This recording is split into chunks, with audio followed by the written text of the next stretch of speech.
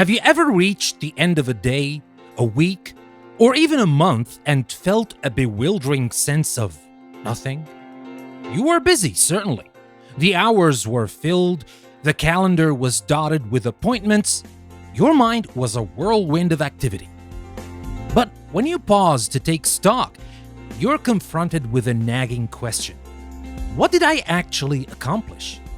It's a feeling of being perpetually in motion but getting nowhere, like a hamster on a wheel, running furiously only to end up in the exact same spot. This is a quiet tyranny of mismanaged time, a universal predicament that leaves even the most ambitious among us feeling adrift in a sea of never-ending tasks. We live in an age that glorifies the hustle, a culture where being busy is often mistaken for being productive. But are they the same thing? Does a packed schedule truly equate to a fulfilled life? Or is it possible that in our frantic race against the clock, we've forgotten how to command it? Welcome to a new episode from English Plus Podcast. Today, we're going to dissect this very challenge. We are delving into the art and science of time management, but not in the way you might think. We're moving beyond the superficial life hacks and simplistic to-do lists. Instead, we're going to explore the deeper currents that govern our relationship with time. We'll be asking some fundamental questions. Is time something to be conquered, or is it a resource to be cultivated? Why do our best laid plans so often go awry, succumbing to the siren call of procrastination? And how can we reclaim our focus in a world engineered for distraction? Join me, my friends, as I navigate the intricate landscape of productivity, exploring how to meticulously organize and plan the division of our most finite resource. We'll investigate powerful frameworks that can bring order to chaos and examine the psychological triggers that sabotage our intentions. This episode is designed to be your primer, a foundational guide to rethinking your approach to every single day. But let's be clear, a single podcast episode is a gateway, not the final destination. True mastery is a marathon, not a sprint. It demands introspection, continuous learning, and a commitment to personal research. What I'm going to offer you today is the map and the compass. The journey itself is yours to undertake. So if you're ready to stop just being busy and start being truly effective, stay tuned. The clock is ticking. Let's learn how to make it tick for us.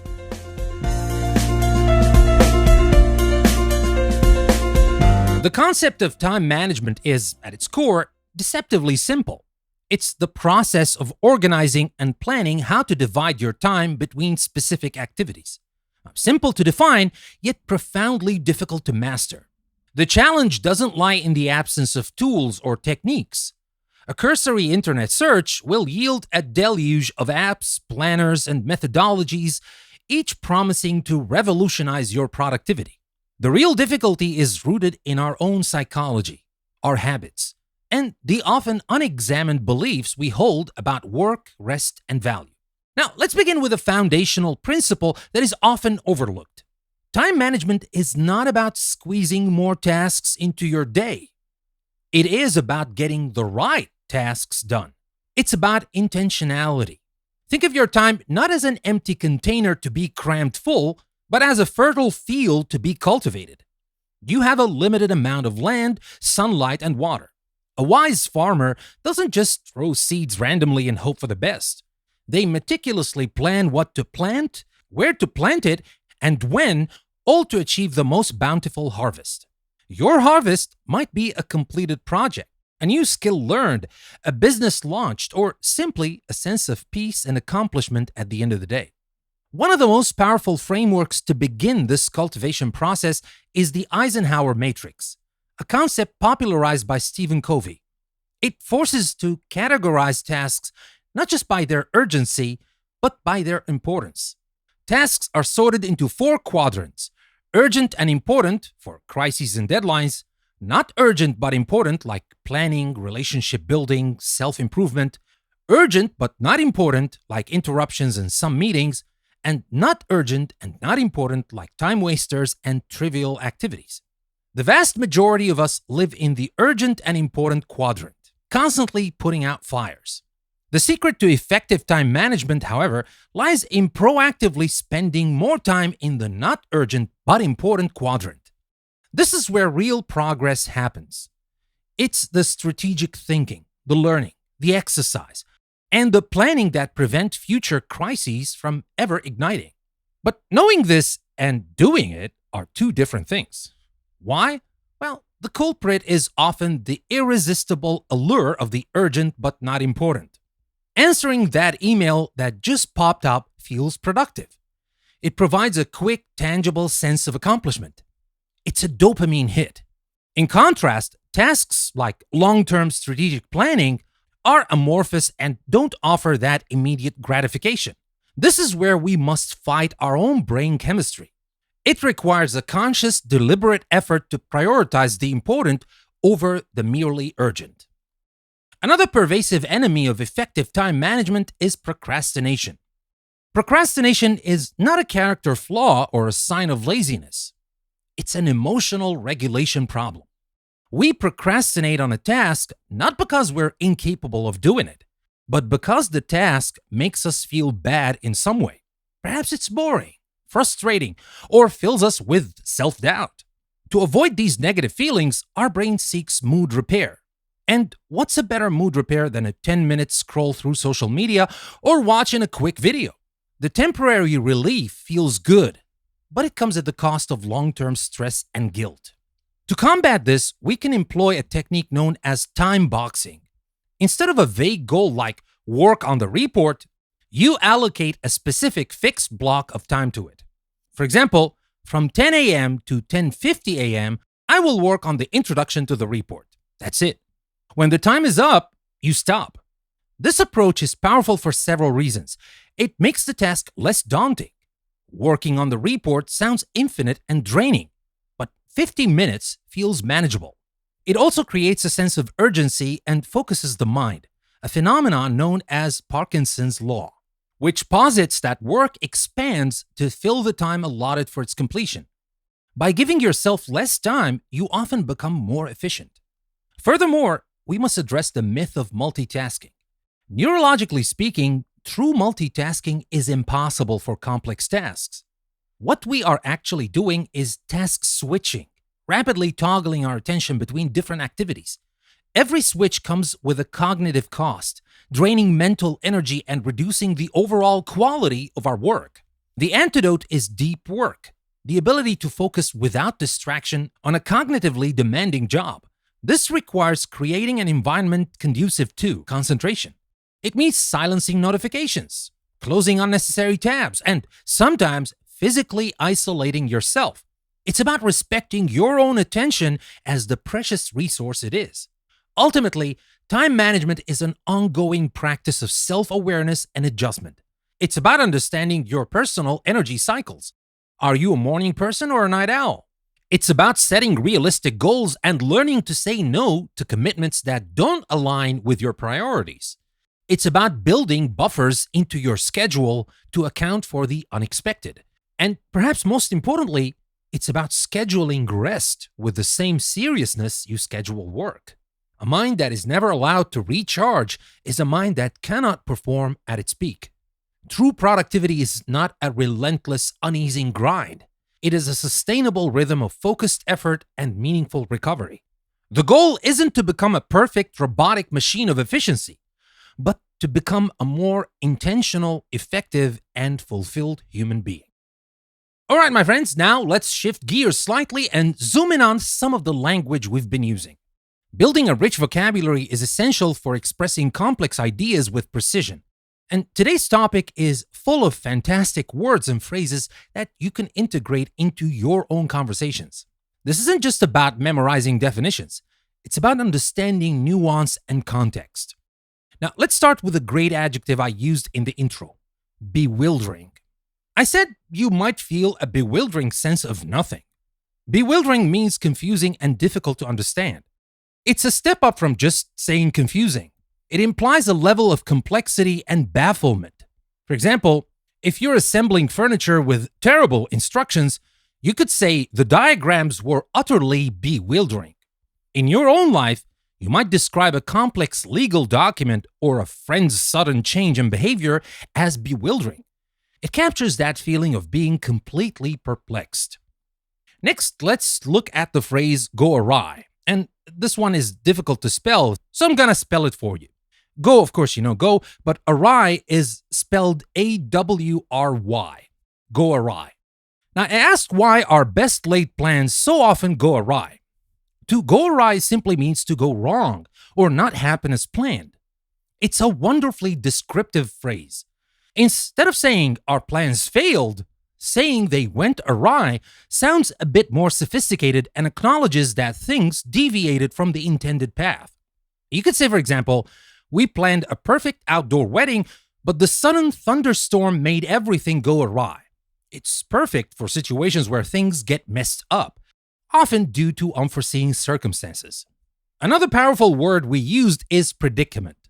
I called the tyranny of mismanaged time a universal predicament. A predicament is a difficult, unpleasant, or embarrassing situation from which it is hard to escape. It's more than just a problem. It has the sense of being stuck. If your car breaks down in the middle of nowhere with no phone signal, that's not just a problem. That's a predicament. You can use it to describe any tricky situation. For example, you can say, he found himself in a financial predicament after losing his job. And now let's talk about the word deluge. I mentioned that a search for time management techniques will yield a deluge of apps. A deluge is a severe flood, but we often use it metaphorically to mean a great quantity of something arriving at the same time. It creates a vivid image of being overwhelmed.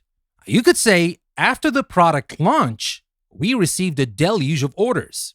Or she faced a deluge of criticism for her controversial remarks. It's much more impactful than just saying a lot of. All right, now let's move on to the next word. Our next word is a verb, and this one is to cultivate. I suggested we should think of time as a field to be cultivated. Now, literally, to cultivate means to prepare land and grow crops.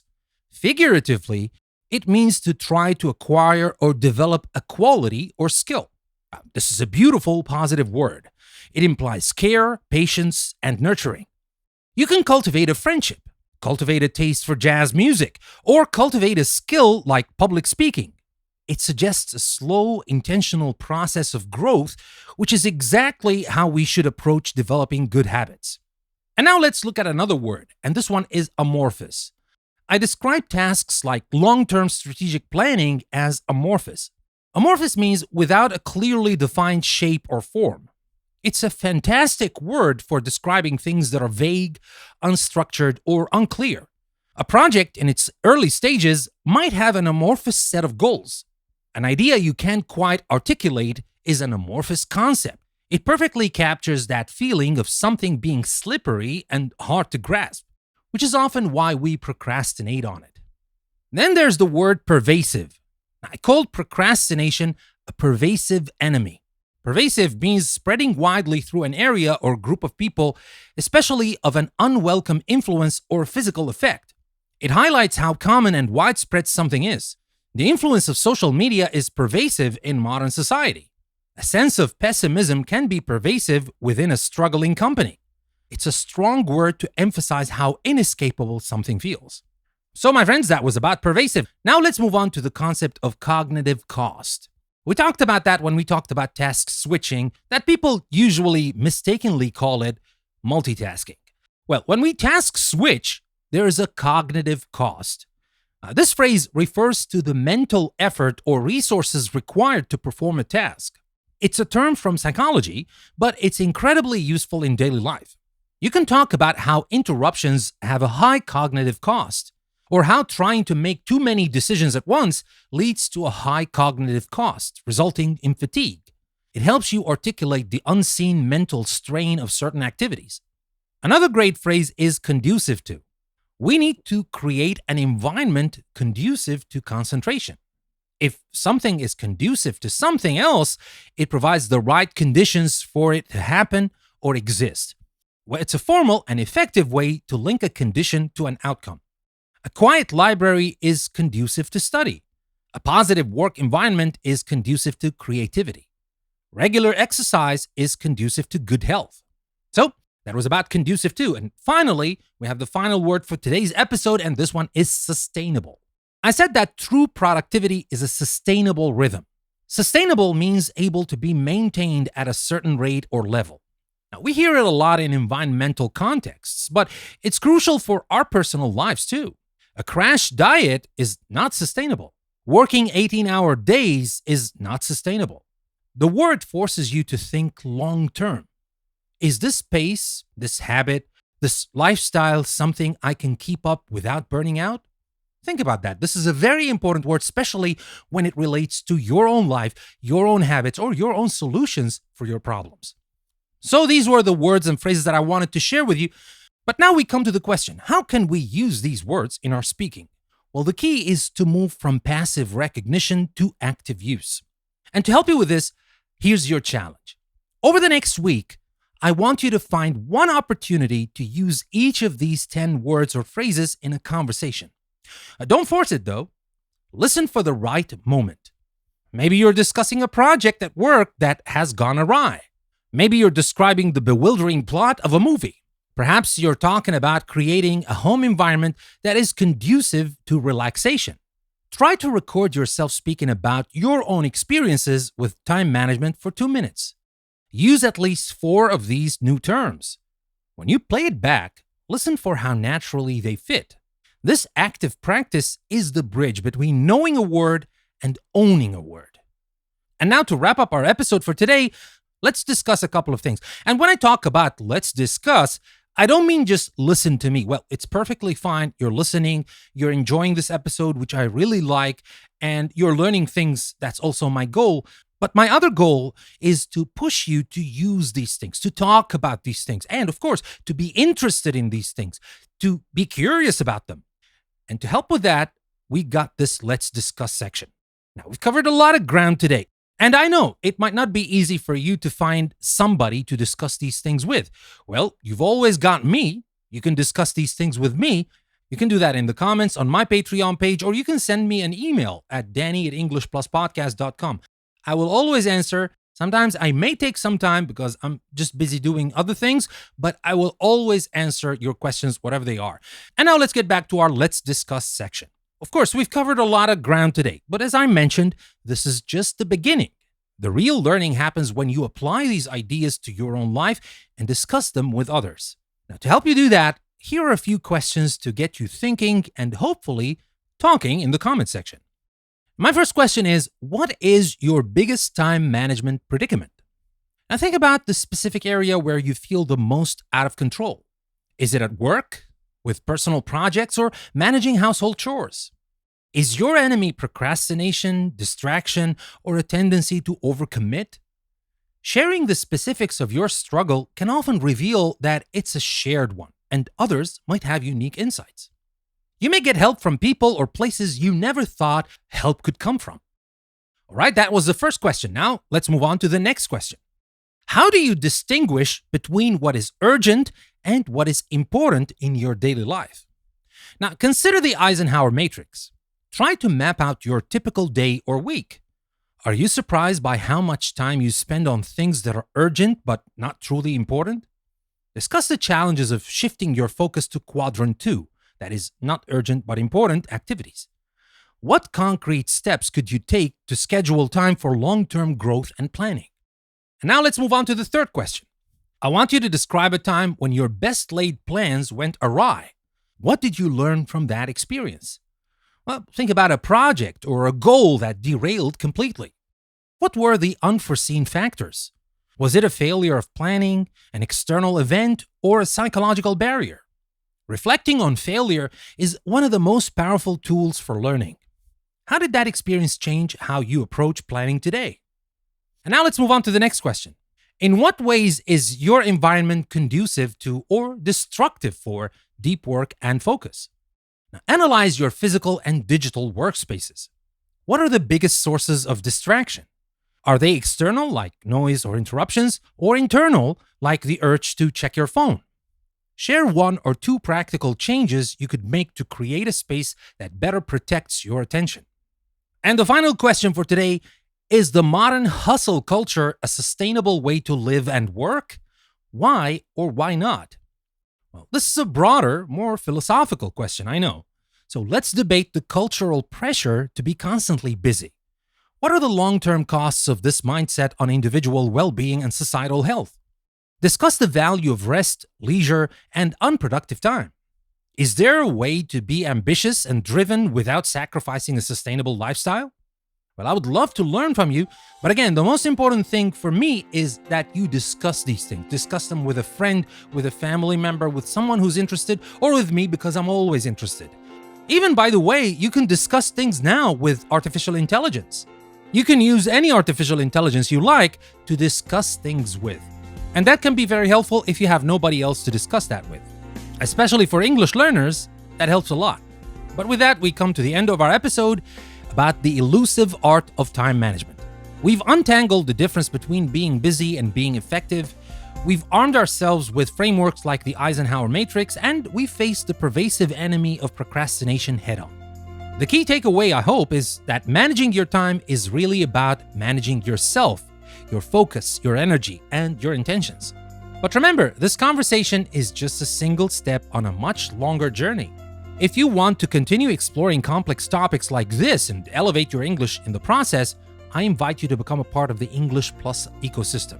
You can find transcripts for our episodes, vocabulary lists, and join the discussion for today's questions on our website, englishpluspodcast.com. And if you want to unlock our entire library of episodes, you can subscribe to English Plus Premium on Apple Podcasts or on Patreon. And for those of you who are passionate about supporting creators and want access to everything I do, you can also subscribe to my All Access tier on Patreon. That gives you access to all my premium audio series and courses, as well as my own creative work, including my music and writing. It's the best way to support my mission and get a behind-the-scenes look at my creative process. Well, my friends, thank you very much for investing your valuable time with me today. Until next time, take care, stay curious, and keep cultivating a life of intention. I'm Danny, and this is English Plus Podcast. Remember, never stop learning.